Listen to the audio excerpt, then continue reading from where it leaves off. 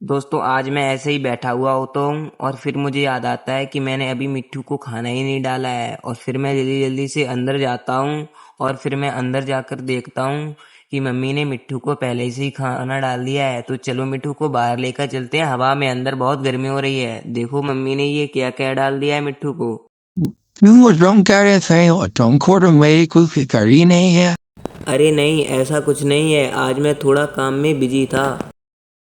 और फिर मैं मिट्ठू को टांग कर टाटा बाय बाय बोलकर मैं चला जाता हूँ काम पे।